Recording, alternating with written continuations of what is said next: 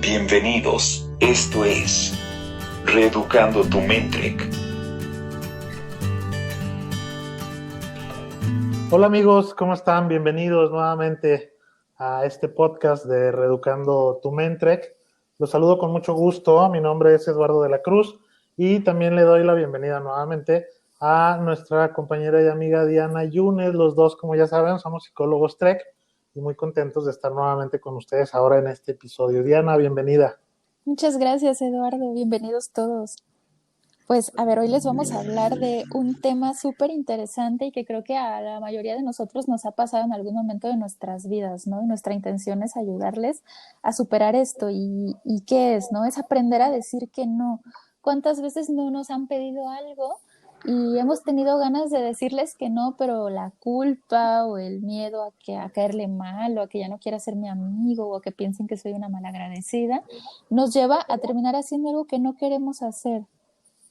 Exacto, Diana. Y de hecho lo vivimos en cualquier ámbito de nuestra vida. Es muy común que se viva este tipo de situaciones en el ámbito laboral, en la familia, desde luego, con la pareja, en la escuela, etcétera. Entonces, todos estos puntos de alguna manera van repercutiendo de manera negativa, ¿no?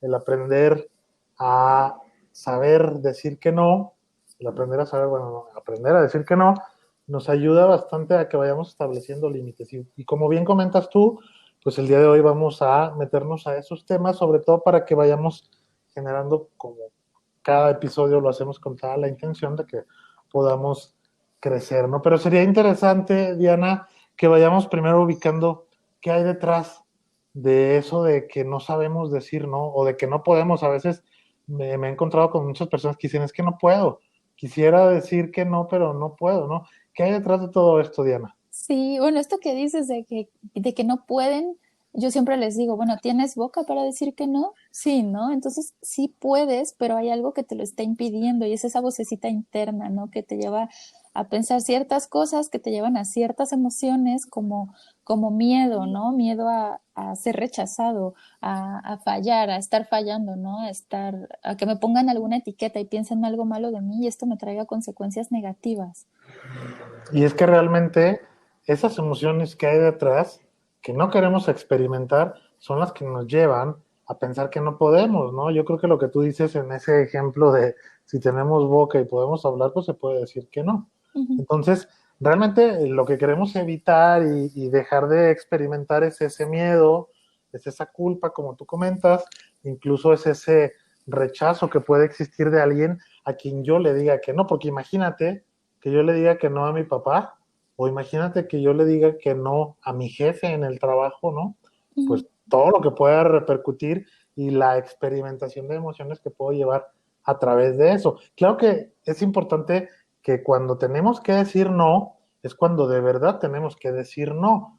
¿A qué voy con esto? No nos vamos a poner por la vida yendo en todos los ámbitos diciendo que no, aunque sí sea algo que sea mi responsabilidad y se tenga que decir que sí. Cuando hablamos de este tema es decir no cuando no me corresponde, cuando no es mi responsabilidad, cuando no es algo en donde yo deba de estar involucrado.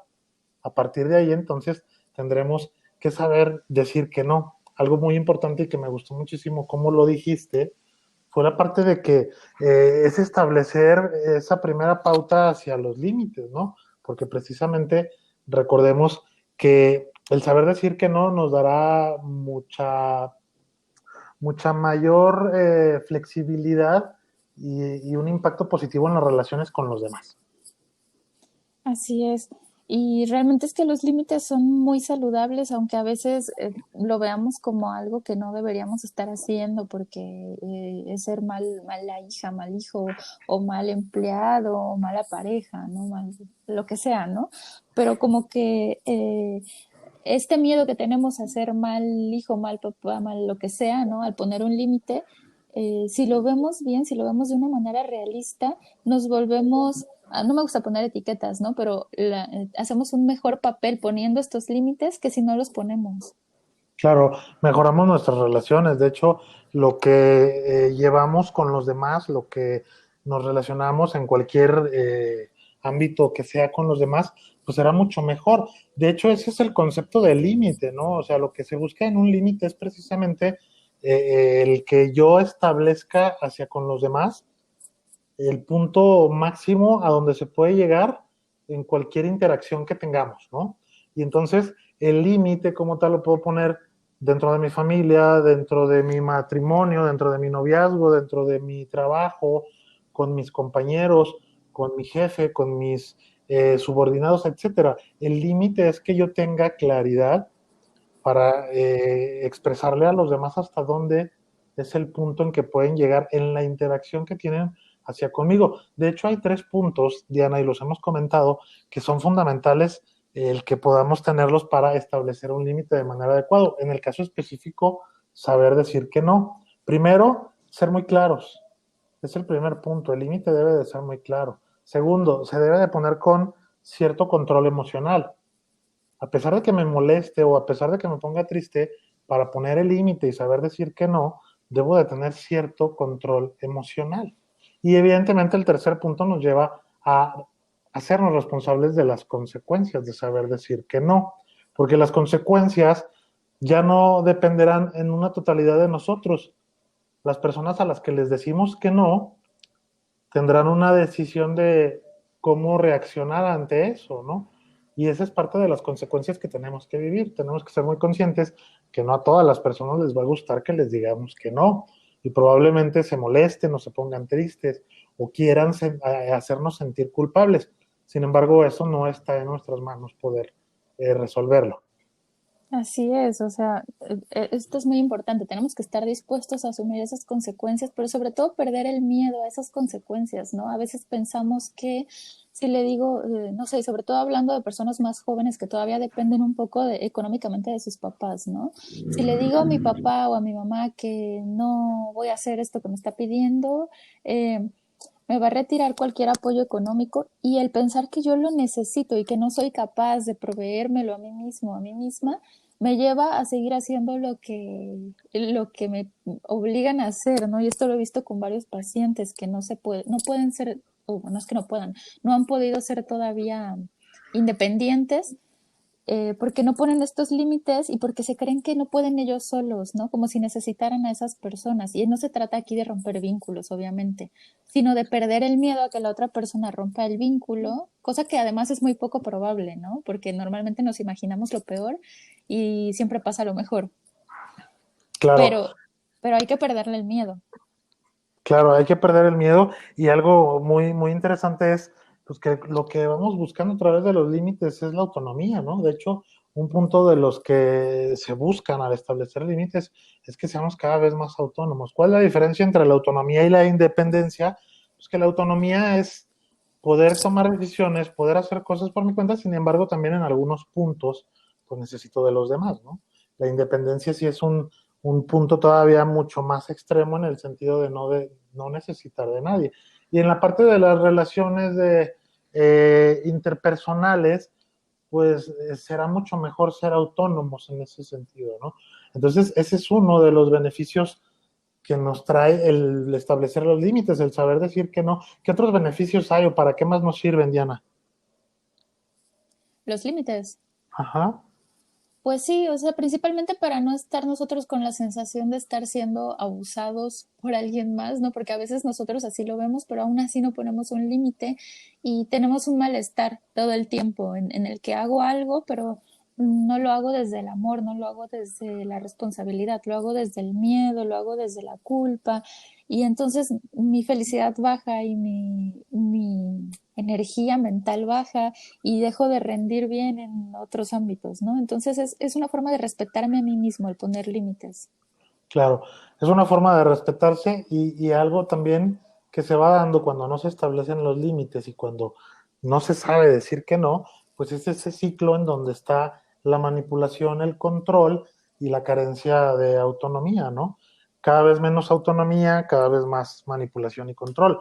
Y puede darse al revés, siempre y cuando tomemos las herramientas y nos dispongamos a hacerlo. Puede haber cada vez mayor autonomía y por consecuencia habrá menos manipulación y control.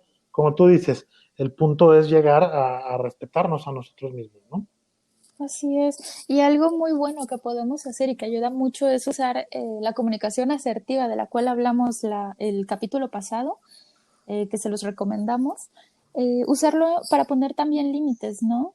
Tal vez no desde el explicar muy a detalle todo lo que yo estoy sintiendo, porque lo estoy sintiendo, aunque creo que sí ayuda, pero sí dejar muy claro lo que yo espero, el comportamiento que yo espero obtener de ti, no pensar que deberías de saberlo, ¿no? Entonces voy, te lo digo y pongo este límite claro del cual hablabas hace rato y es como empezar a reorganizar las reglas del juego, ¿no? De la interacción entre tú y yo.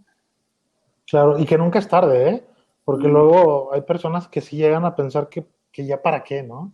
Que después de tantos años o de tanto tiempo, pues ya mejor seguir así, a pesar de que no me gusta, de que se me manipula y no tengo una toma de decisiones, pues ya para qué, si así he estado viviendo estos días, estos años, estos meses, ¿no? Sí, Nunca o es mucha tarde, gente.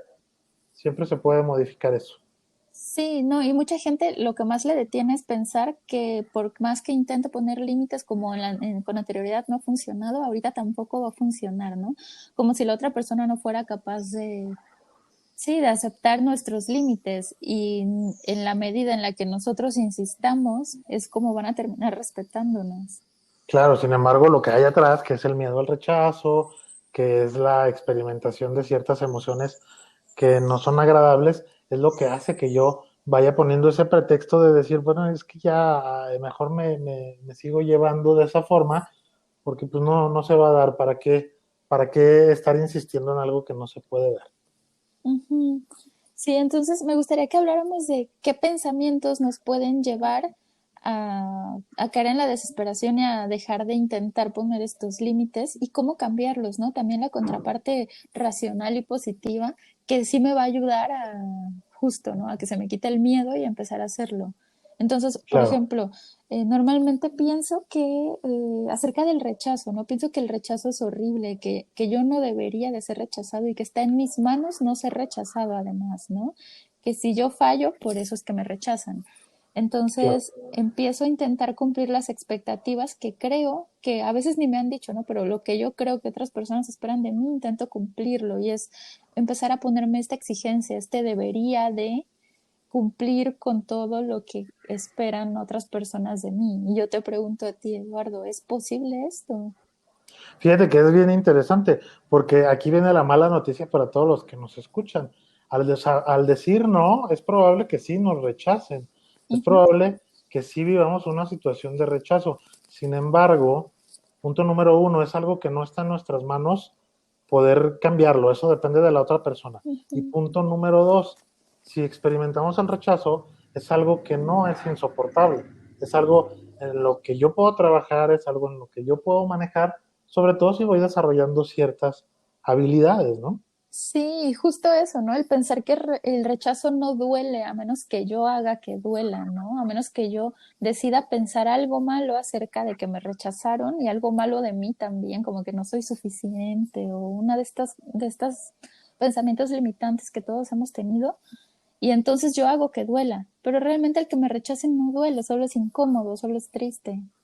Claro, y es normal que sienta yo tristeza porque me rechacen. Sin embargo, mi tristeza no debe interferir en mi funcionalidad en todos los ámbitos de mi vida, ¿no? Son puntos muy importantes y ya son recomendaciones que incluso ustedes que nos escuchan, pues ya pueden ir tomando para que lo vayan practicando, como hemos hecho énfasis también en eso de la práctica, ¿no? Hay otro pensamiento que tiene que ver mucho con las expectativas también, Diana, ¿no? El de ser buen hijo o mal hijo, el de Sí. ser buen novio o mal novio, el de ser incluso buena persona, ¿no?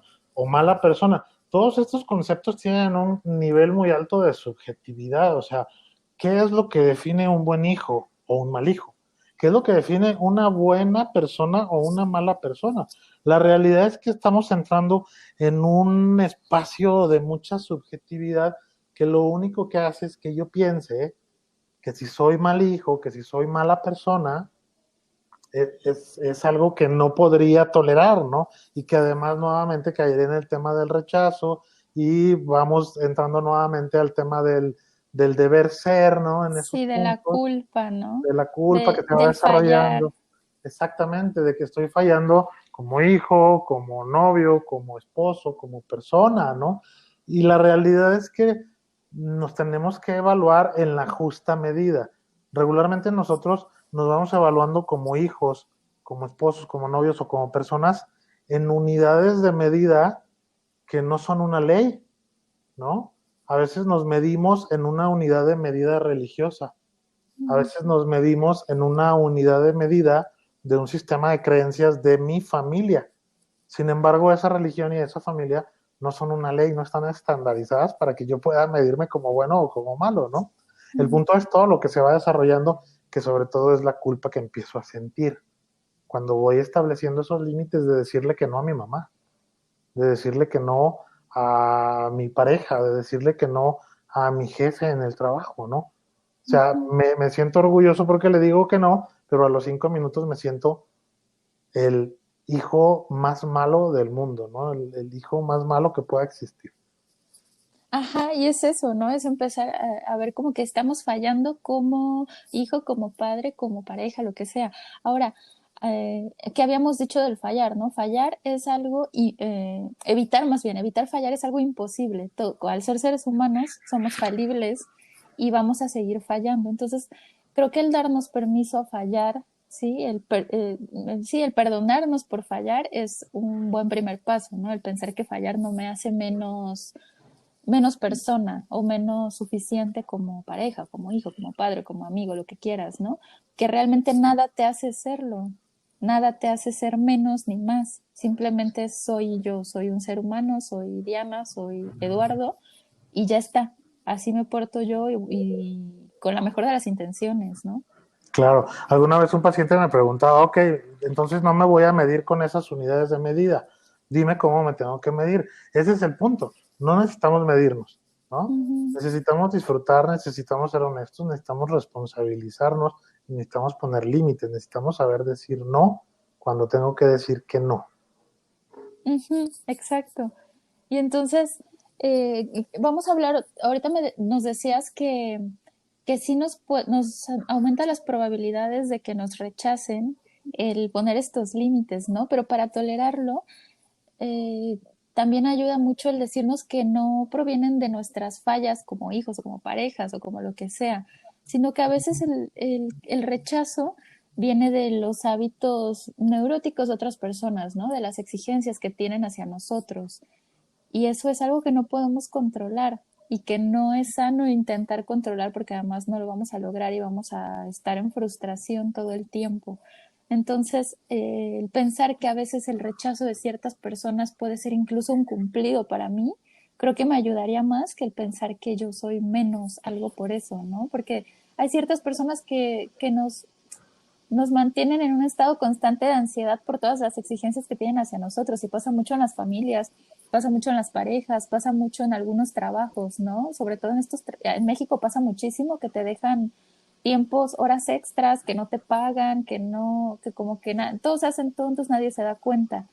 Y el empleado tiene una satisfacción súper baja, ¿no? Incluso baja su productividad, pero nadie dice nada porque si soy el primero de toda la empresa en alzar la voz, entonces se van a ir contra mí, ¿no? Claro, y es que en ese sentido de la cultura laboral en México existen actitudes negativas disfrazadas de actitudes positivas, ¿no? Sí, ¿Cuántas veces se ha vendido el concepto de es que hay que ponerse la camiseta, ¿no?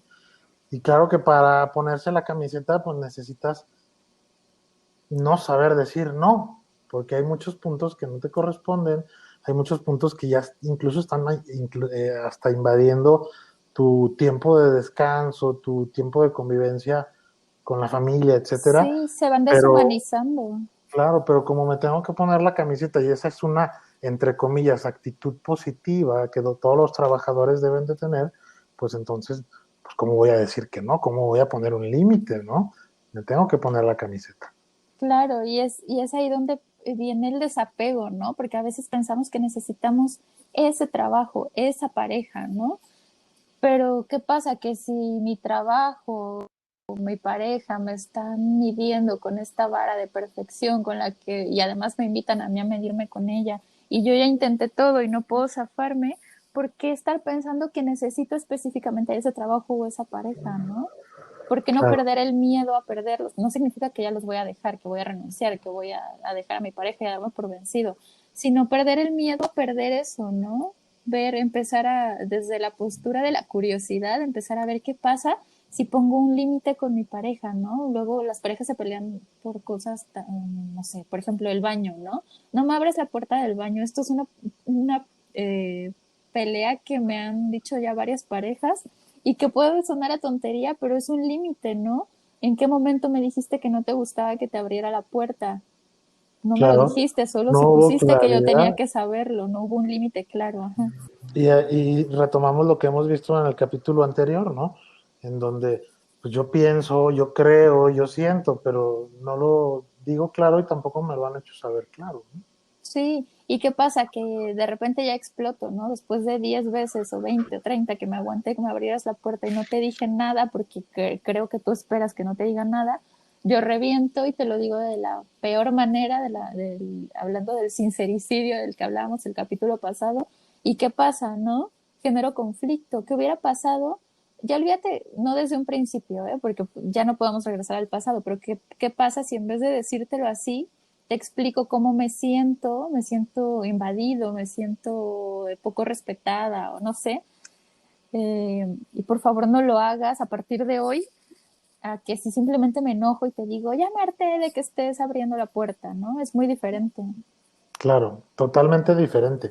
Ujú. Recuerden, los límites, el saber decir no, como un ejemplo muy claro de los límites, nos ayudan bastante a que mejoremos las relaciones con los demás en cualquier ámbito, ¿no? Y bueno, las recomendaciones ahí están, las definiciones y todo lo que tenemos que ir practicando para que de verdad pues, lo llevemos a nuestro día a día, en nuestra rutina del trabajo, de la familia, de los amigos, etcétera. Un tema muy, muy interesante que sin duda nos ayudará muchísimo a que podamos ir mejorando, Diana. Sí, sabes, otra cosa, antes de que nos despidamos, ¿no? Otra cosa importante que me gustaría decir y que les quiero dejar que hagan esta reflexión es si realmente necesitamos ser amados, ¿no? Porque tenemos mucho esta necesidad arraigada y es muy común pensarlo, ¿no? El pensar que sí, necesito ser amado.